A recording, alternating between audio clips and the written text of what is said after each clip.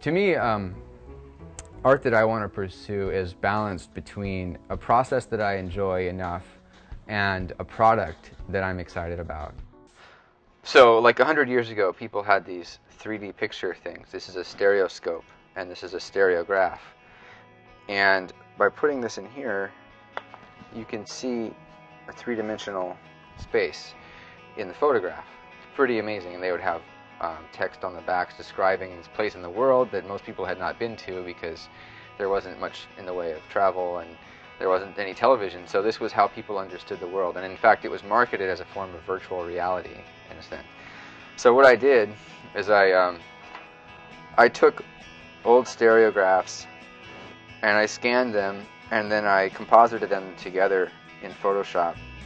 So you can see here, like, there's this room, and then there's this hillside with a bunch of monkeys that are sacred in India, and I put them together to have the monkeys in the council room. So when these photographs were originally shot, like 100 years ago, they were using cameras that had two lenses that would make two parallel exposures at once. And so they look the same, but they're actually slightly different. There's a slightly different angle on each of the photos, and your eye knows how to put those together and make space out of it. That's what our eyes do, and they're very good at deciphering subtle differences. So this monkey in this chair in front, the left and right pair, those are actually slightly closer together than, say, the chandelier behind it. And your eye picks up on those differences and creates depth perception out of it.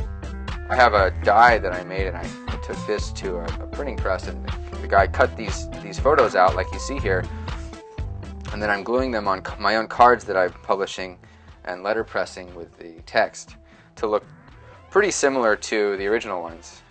And usually I show these in an installation where people can sit down in a Victorian-style parlor and enjoy these, sit and be comfortable, share them with each other, and talk about them.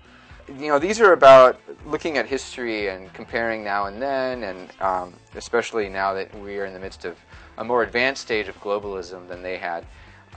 It also is sort of a critique of power, you know, seeing the world from the United States is a pretty privileged position, and the way that it was written about when these were originally published was in kind of more obvious language.